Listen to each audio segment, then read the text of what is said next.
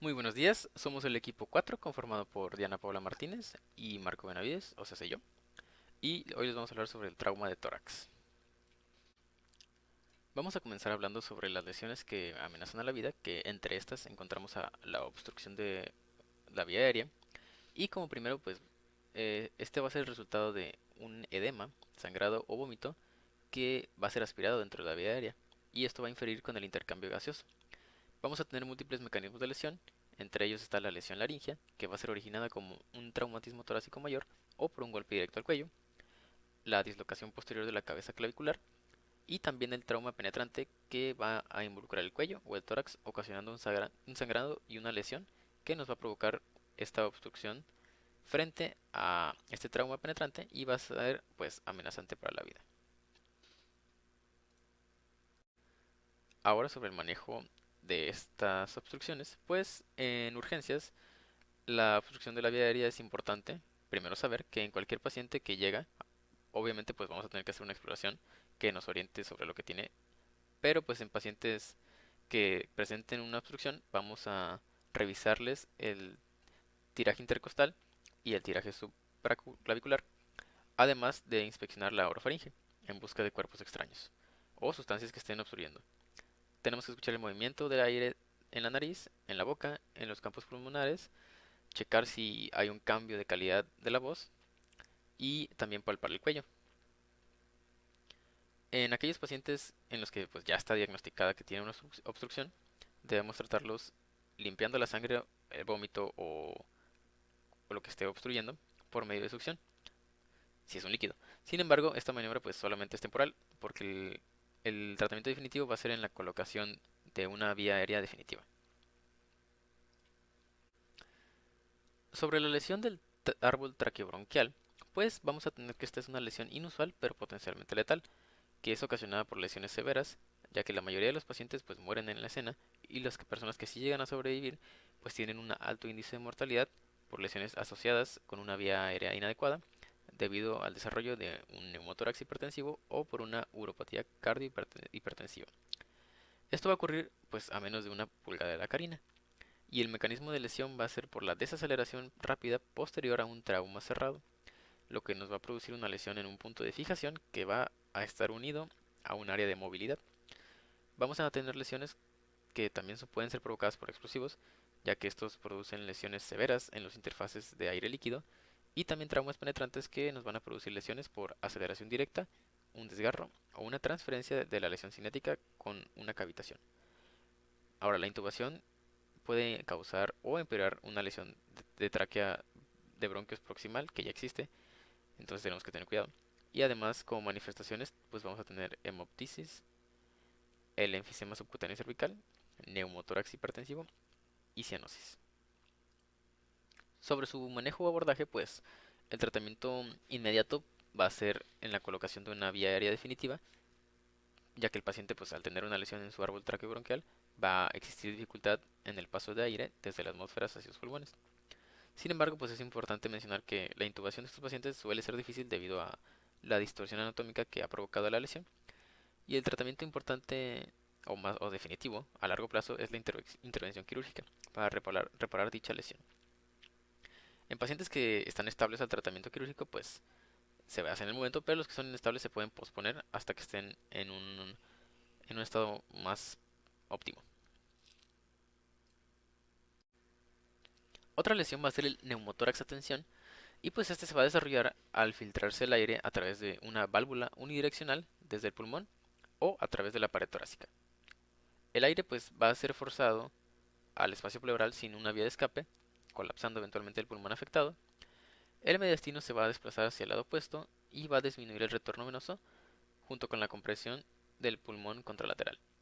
Como causa más común vamos a tener a la ventilación mecánica con presión positiva en pacientes con una lesión pleural visceral y otra causa pues además van a ser las anomalías traumáticas de la pared torácica que pueden causar un neumotórax a tensión cuando se colocan apósitos oclusivos que son asegurados en cuatro lados.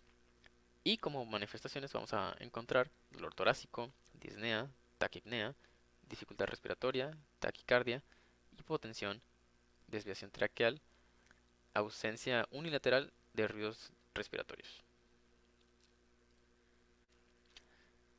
Sobre su valoración y tratamiento, pues en las salas de urgencias va a ser mediante la valoración de la saturación arterial por medio de un oxímetro de pulso y la vamos a encontrar disminuida, pues característicamente en este tipo de lesiones.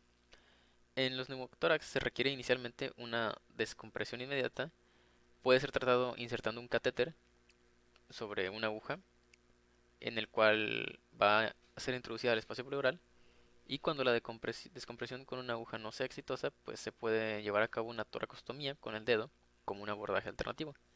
Va a existir la probabilidad de que se dé un neumotórax subsecuente a esta maniobra, por lo tanto pues se recomienda la revaloración del paciente de forma continua, y pues si no, o más bien es importante recordar que la toracostomía con un tubo es obligatoria después de la descompresión del tórax con una aguja o con el dedo.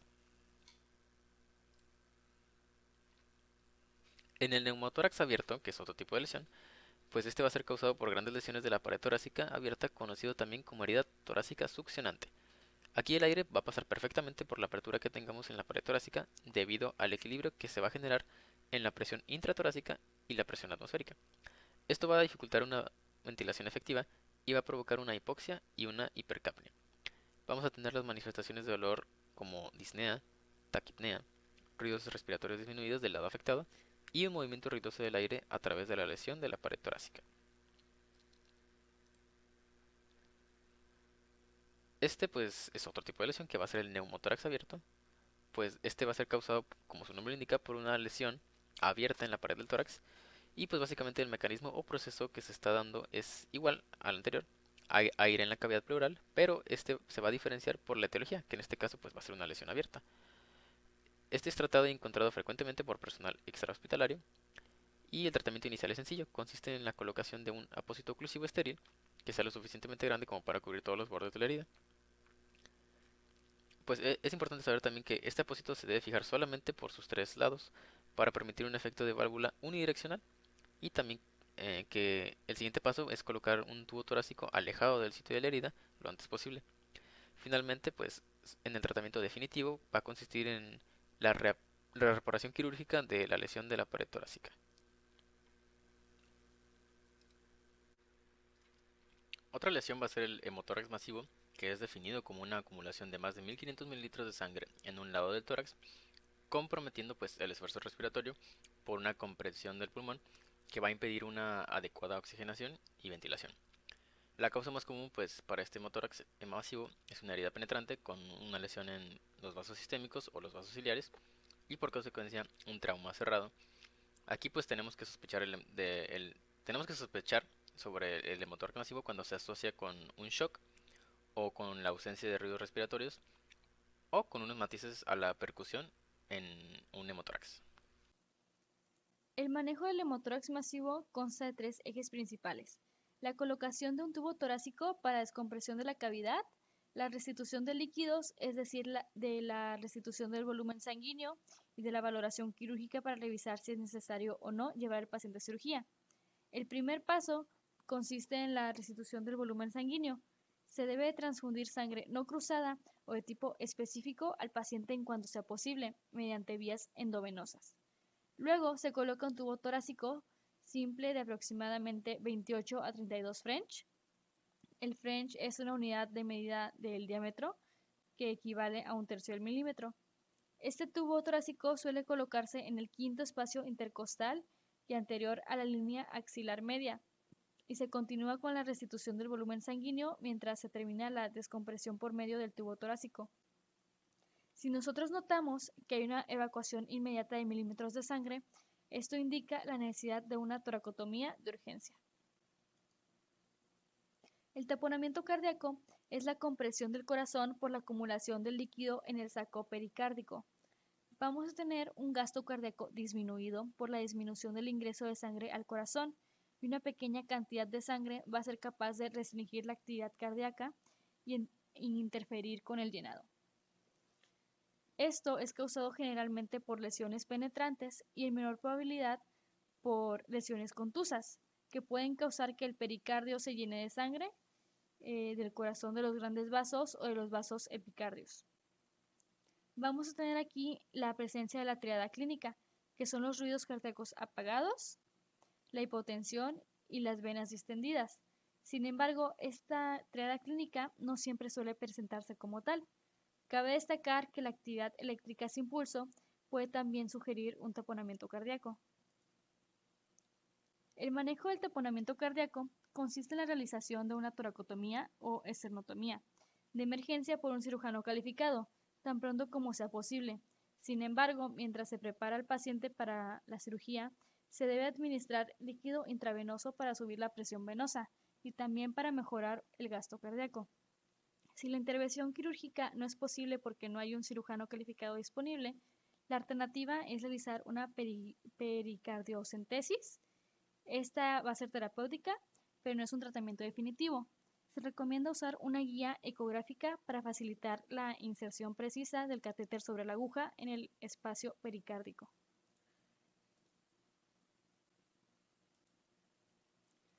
Por último, tenemos al paro circulatorio traumático dentro de las lesiones que amenazan la vida y va a estar presente en pacientes lesionados, inconscientes y sin pulso, dentro de los cuales pueden estar ocasionando por una actividad eléctrica del corazón sin pulso, una fibrilación ventricular o una asistolia.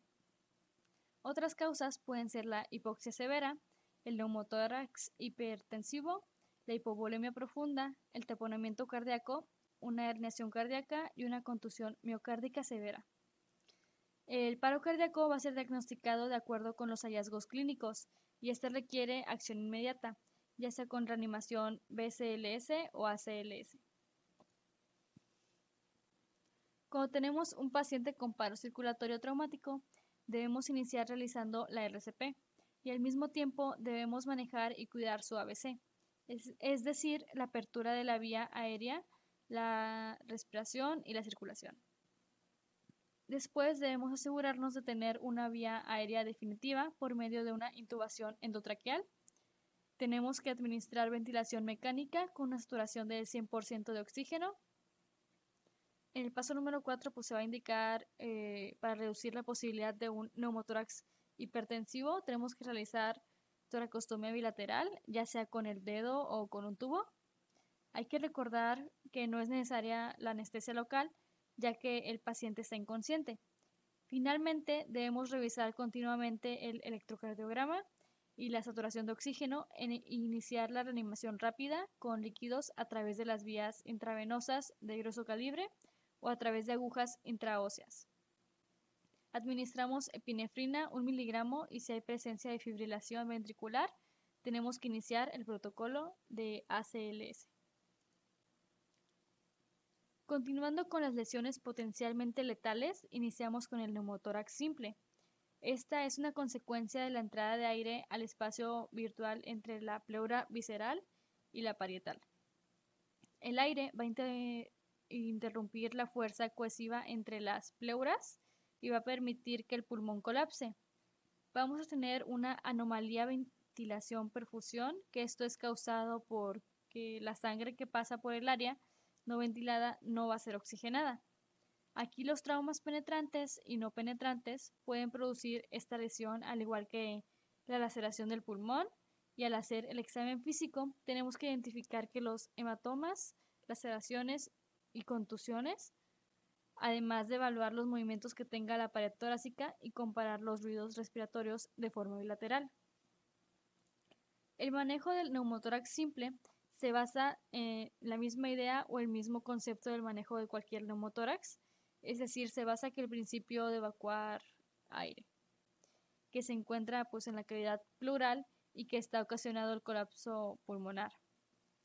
El mejor tratamiento para cualquier neumotórax es la colocación de un tubo de tórax en el quinto espacio intercostal, justo delante de la línea axilar media.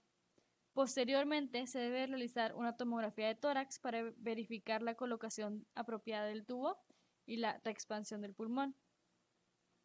Después de que se inserta el tubo de tórax, se debe conectar a un sello de agua. Es importante recordar y saber que un paciente tiene neumotórax conocido no debe ser sometido a anestesia general y no debe recibir ventilación con presión positiva sin antes colocarle un tubo de tórax. El neumotórax es un tipo de derrame pleural donde se va a acumular sangre, alrededor de menos de 5 milímetros de la cavidad pleural. Como principal causa de esto, pues tendremos la laceración del pulmón, de los vasos intercostales o de la arteria mamaria interna, que esto será causado por un trauma penetrante o contuso. Específicamente las fracturas de la columna vertebral en la parte torácica, y en la exploración física tenemos que exponer el tórax en el área cervical para poder observar el movimiento de la pared costal. Hay que buscar lesiones penetrantes de la pared costal y comparar los ruidos respiratorios en ambos hemitórax. El manejo del hemitórax es la colocación de un tubo tórax para evacuar la sangre. Esto disminuye el riesgo de un hemotórax coagulado y permite el monitoreo continuo de la pérdida sanguínea, que esto es sumamente importante monitorearlo, la cantidad de sangre que el paciente ha evacuado, porque el drenaje de más milímetros de sangre a la hora de colocar el tubo de tórax indica la presencia de un hemotórax masivo y por lo tanto se requiere una intervención quirúrgica de emergencia. Es importante también saber que el equipo de trauma debe considerar la exploración quirúrgica cuando el paciente tiene un drenaje de sangrado de más de milímetros por hora por 2 a 4 horas, más de 200 mililitros de por 2 a 4 horas. Y también se debe valorar si el paciente requiere una transfusión sanguínea, si va cuando hay mucha sangre durante el periodo prolongado. Y gracias por su atención.